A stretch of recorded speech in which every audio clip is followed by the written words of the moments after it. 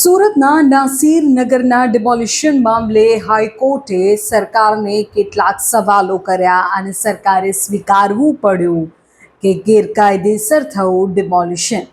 મહત્વપૂર્ણ સમાચાર. અત્યારના અગત્યના સમાચાર. સુરતના નાસિર નગરમાં આડેધડ અને ગેરકાયદેસર રીતે કરાયેલા ડિમોલિશન મામલે હવે સુરત મહાનગરપાલિકા રાજ્ય સરકાર બરાબરની ભીસમાં મુકાય છે અને જે બાબતને લઈને અત્યાર સુધી આનાકાની કરતી હતી સરકાર, તેને લઈને તંત્રએ એકરાર કરવો પડ્યો છે. તંત્રના એકરાર બાદ હાઈકોર્ટે કડક વલણ અપનાવ્યું છે અને કોર્ટે સ્પષ્ટ કર્યું છે કે સંપૂર્ણ ગેરકાયદે ડિમોલિશન મામલે હવે રાજ્ય સરકારે અને સુરત મનપા કમિશનરે કોર્ટમાં લેખિત ખુલાસો આપવો પડશે. આ આખી ઘટનામાં જે 100થી વધુ પરિવારો રાતોરાત ઘર વિહોણા થઈ ગયા, તેમના પુનર્વસન અને રહેવા જમવાની વ્યવસ્થા માટે શું પગલાં લેવાયા છે તેની વિગતો પણ કોર્ટે માંગી છે. જોકે સરકારે આ ઘટનાના મૂળ સુધી જવા અને યોગ્ય તપાસ માટે કોર્ટ પાસે વધુ સમય માંગ્યો છે. હવે આ કેસની આગામી સુનાવણી 9મી જુલાઈએ હાથ ધરાશે. પણ હાઈકોર્ટે સરકાર અને પોલીસ તંત્રના લીરે લીરા ઉડાડતા કેટલાક ધારદાર સવાલો પૂછ્યા. સવાલ નંબર 1, આ મામલે રાજ્ય સરકારનું સ્ટેન્ડ શું છે? શું સરકારની કોઈ જવાબદારી નથી બનતી? આજ દિન સુધી આ કેસમાં FIR કેમ દાખલ નથી થઈ? સવાલ નંબર 2, આટલા મોટા કૌભાંડની તપાસ માટે ડેપ્યુટી મ્યુનિસિપલ કમિશનરના વડપણ હેઠળ કમિટી કેમ બનાવાય? લોકલ અધિકારીઓ કોઈ મોટા માથાના ટેકા વિના આટલું મોટું ડિમોલિશન કરી જ ના શકે, તો અસલી ગુનેગાર કોણ છે? સવાલ નંબર 3, 100 પરિવારો રસ્તા પર આવી ગયા અને તમને લાગે છે કે માત્ર 5 એન્જિનિયરોને સસ્પેન્ડ કરવાથી કામ પૂરું થઈ ગયું?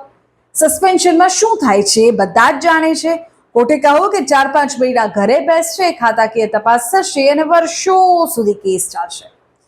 બીજી તરફ હાઈકોર્ટમાં કમિશનર વતી એડવોકેટ જનરલે બચાવ કરતા કહ્યું કે પ્રાથમિક રિપોર્ટ આવ્યો છે, પરંતુ અધિકારીઓ અને કર્મચારીઓ તપાસમાં યોગ્ય સહકાર નથી આપી રહ્યા, જવાબો ટાળી રહ્યા છે. કોર્ટે પોલીસને આડે હાથ લેતા પૂછ્યું કે જ્યારે ડીસીપી કક્ષાના અધિકારીને ખબર હતી કે ત્યાં માત્ર ડિમાર્કેશન એટલે કે જમીનની માપણી માટે પોલીસ બંદોબસ્ત મંગાવ્યો છે, તો તેમની આંખ સામે આ આખું નગર કેવી રીતે તોડી પડાયું? જેના જવાબમાં સરકારી વકીલે દલીલ કરી હતી કે ત્યાં કેટલાક અસામાજિક તત્વો એકઠા થઈ ગયા હોવાની બાતમી મળતા એસઓજીના પીઆઈએ ડીસીપીને જાણ કરી. લો એન્ડ ઓર્ડરને સાચવવા પોલીસ ત્યાં પહોંચી. તંત્રએ એવો પણ દાવો કર્યો કે તે જગ્યા પર 26થી વધુ ગંભીર ગુના ધરાવતા અસામાજિક તત્વો રહેતા હતા. થોડા દિવસ પહેલા ત્યાંથી 38 ગેરકાયદે બાંગ્લાદેશીઓને પકડીને ડિપોર્ટ પણ કરાયા હતા.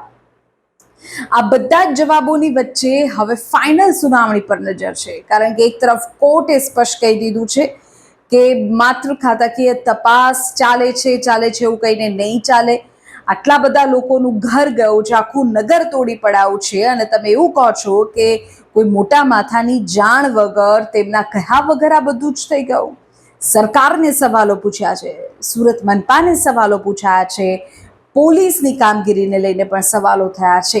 હાઈકોર્ટનું આ કડક વલણ સામે આવ્યું છે. જોઈ રહેશે આગામી શું અપડેટ આ ખાઈ કેસમાં સામે આવે છે.